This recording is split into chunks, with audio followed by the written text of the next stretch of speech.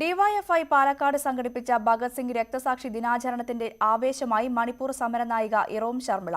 പാലക്കാട് നഗരത്തിലൂടെ നടന്ന സൈക്കിൾ റാലിയിൽ പങ്കെടുത്ത ഇറോം അനുസ്മരണ സമ്മേളനം ഉദ്ഘാടനം ചെയ്തു.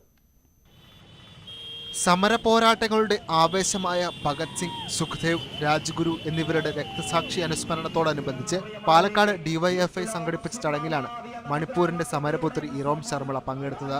പരിപാടിയുടെ ഭാഗമായി നടന്ന സൈക്കിൾ റാലിയിൽ ഇറോമും പങ്കാളിയായി.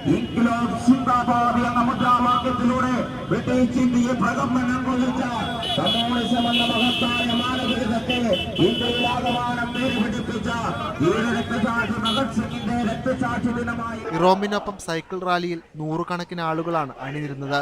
രക്തസാക്ഷി അനുസ്മരണ സമ്മേളനം ഇറോം ഉദ്ഘാടനം ചെയ്തു. Bhagat Singh today. May truth prevail the whole world. ഇരു കൈകളും നഷ്ടപ്പെട്ട ആലത്തൂർ സ്വദേശി പ്രണവ് തന്റെ കൈകൊണ്ട് വരച്ച ഇറോമിന്റെ ചിത്രം ചടങ്ങിൽ സമരനായിക സ്നേഹപൂർവ്വം ഏറ്റുവാങ്ങി. ന്യൂസ് 18 പാലക്കാട്.